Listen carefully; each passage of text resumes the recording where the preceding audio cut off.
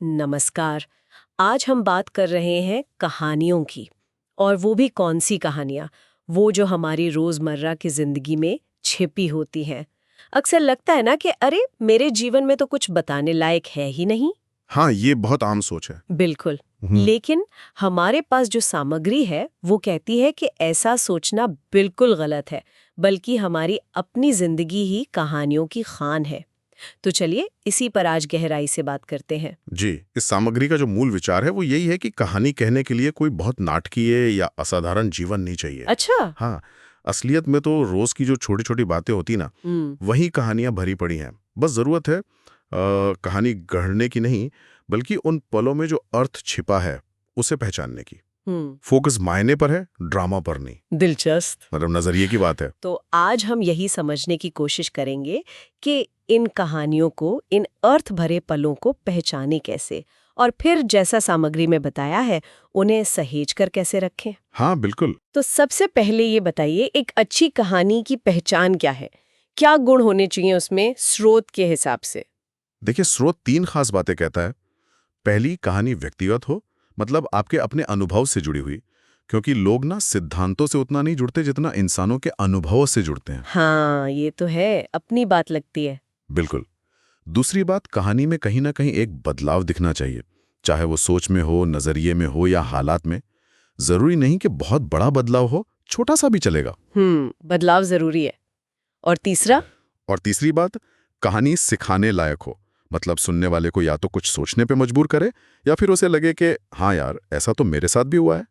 वो कनेक्शन बन जाए। अच्छा, तो व्यक्तिगत हो, बदलाव दिखाए और कुछ सिखाए या जुड़ाव पैदा करे। स्रोत में वो एक बचपन की याद का उदाहरण भी था ना, वो टीचर वाली बात। हाँ हाँ, कि टीचर ने कहा था सपने दिखना बंद करो। हाँ, वही। वो बिल्कुल फिट बैठता है इसमें। उसमें अपना दर्द है, फिर एक बदलाव है जब वो इंसान दूसरों को सपने देखने के लिए कहने लगा, और एक सीख भी है। पर सवाल ये है कि रोजमर्रा की जिंदगी में ऐसी कहानियां मिलेंगी कहाँ? कहाँ देखें? बिल्कुल सही सवाल है। स्रोत इसके लिए 7 खास जगह बताता है।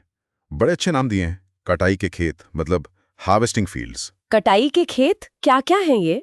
इसमें सबसे पहले तो हैं बचपन की यादें। ठीक है। फिर पहली बार वाले अनुभव, पहली नौकरी, पहली जीत, पहली हार, ऐसा कुछ भी। ठीक है। फिर आते हैं रोजमर्रा के पल, बिल्कुल साधारण, जैसे सुबह की चाय गिर गई या ट्रैफिक में फंस गए। एक मिनट, चाय गिरना, ट्रैफिक में फंस जाना, इसमें कहानी कहाँ? ये तो रोज की झुंझुलाहट है। यही तो बात है। यही वो अर्थ ढूंढने वाली बात आती है। ये पल इसलिए खास हैं क्योंकि ये सबके साथ होते हैं, साझा अनुभव हैं। सुनने वाला फौरन कनेक्ट करता है। इनमें हमारी क्या प्रतिक्रिया होती है, हमारा सब्र या गुस्सा, वो नजर आता है। वही कहानी बन जाती है। ओह, अच्छा, हाँ, ये नजरिया मैंने सोचा नहीं था। ठीक है, और क्या है वो खेत? इसके अलावा चौथी जगह है वो बातचीतें जिन्होंने हमें अंदर तक बदल दिया। किसी की कोई बात जो चुभ गई या रास्ता दिखा गई। पांचवी है हमारी अपनी गलतियां। गलतियां। हाँ, अपनी कमियों को मानना और साझा करना, ये सीखने और सिखाने का बहुत अच्छा मौका होता है। छठी जगह है ग्राहकों या छात्रों से मिली सीख। और सातवीं, जीवन के वो बड़े मोड़ जिन्होंने वाकई हमें बदला। तो देखिए, मुद्दा बाहरी घटना का नहीं, उसके आंतरिक प्रभाव का है। कहानी अंदर है। समझ गए। तो कहानियां सच में हर तरफ है, बस उन्हें देखने वाली आंख चाहिए। लेकिन सिर्फ ढूंढना ही तो काफी नहीं है, उन्हें याद रखना भी तो जरूरी है ताकि जरूरत पर काम आए। इसके लिए वो स्टोरी वॉल्ट की बात हुई थी, कहानी संग्रह, वो क्या चीज है, कैसे काम करता है? हाँ, ये बड़ा ही प्रैक्टिकल तरीका सुझाया गया है। इसके 3 स्टेप्स हैं: कैच, कैटेगराइज और कनेक्ट। Catch, categorise, connect. ठीक है, पहला कैच। कैच मतलब पकड़ना। जैसे ही कोई पल, कोई एहसास, कोई घटना आपको लगे कि हाँ इसमें कुछ बात है, उसे तुरंत कहीं लिख लें। फोन के नोट्स में, वॉइस मेमो बना लें या डायरी में। जरूरी ये है कि उस ताज़ी भावना को, उस अनुभव को तुरंत पकड़ लिया जाए। मतलब उस कच्चे अनुभव को फौरन सहेज लेना। ठीक है। और फिर कैटेगराइज, श्रेणी बनाना, इसका क्या फायदा? इसका फायदा है संगठन में। जो कहानी आपने कैच की है, उसे एक विषय या टैग दे दीजिए, जैसे हिम्मत, असफलता से सीख, छोटी जीत, लीडरशिप, कुछ भी। इससे क्या होगा कि भविष्य में जब आपको किसी खास विषय पर कहानी चाहिए होगी, मान लीजिए आत्मविश्वास पर कुछ बोलना है, हाँ, तो आप आसानी से अपने टैग्स देखकर वो कहानी ढूंढ लेंगे। समय बचेगा और सही कहानी मिलेगी। अरे वाह, ये तो बहुत ही काम की चीज है। मतलब अपनी कहानियों की लाइब्रेरी बन जाएगी एक तरह से। और तीसरा कदम, कनेक्ट। कनेक्ट का मतलब है उस कहानी को एक मुख्य संदेश या सीख से जोड़ना। आप उस कहानी के जरिए कहना क्या चाहते हैं, उसका निचोड़ क्या है। जैसे असफलता भी सफर का हिस्सा है, या छोटी कोशिशें भी बड़ा नतीजा लाती हैं, या दूसरों की मदद में ही अपनी मदद छिपी है। ये कदम कहानी को सिर्फ एक घटना नहीं रहने देता, उसे एक प्रभावशाली संदेश बना देता है। Catch, categorise, connect. सुनने में तो सीधा लग रहा है, पर कई बार ना शुरू करना ही मुश्किल लगता है। कहाँ से शुरू करें? क्या स्रोत ने कुछ शुरुआती सवाल या तरीके बताएं जिससे ये आसान हो? हाँ, बिल्कुल। शुरुआत के लिए कुछ सवाल दिए हैं जिनसे आप सोचना शुरू कर सकते हैं। जैसे कोई ऐसा पल याद कीजिए जब आप रो पड़े थे, या किसी बच्चे से आपने हाल में क्या सीखा। आपकी कोई ऐसी असफलता जो सबके सामने हुई हो, कोई छोटी सी जीत जिसने बहुत खुशी दी हो, या कोई ऐसा फैसला जिस पर आज आपको बहुत गर्व है। अच्छा, ये सवाल सोचने पे मजबूर करते हैं। बिल्कुल।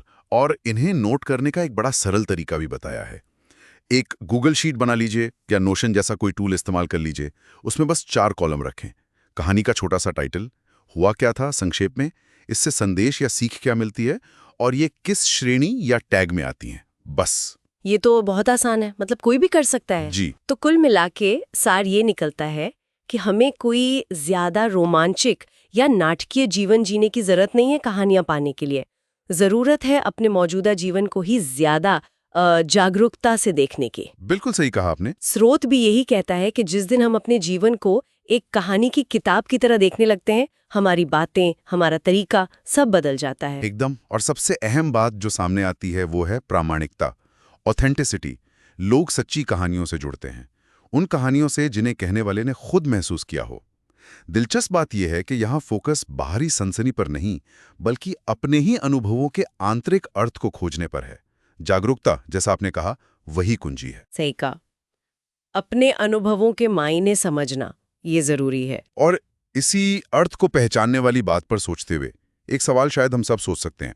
आज के दिन में ही कोई ऐसी बिल्कुल साधारण सी बातचीत हुई हो या कोई छोटी सी घटना घटी हो, उसमें ऐसा कौन सा अनदेखा सा अर्थ या सीख छिपी हो सकती है जिस पर शायद हमारा ध्यान ही नहीं गया। सोचने वाली बात है। बिल्कुल, इस पर विचार किया जा सकता है।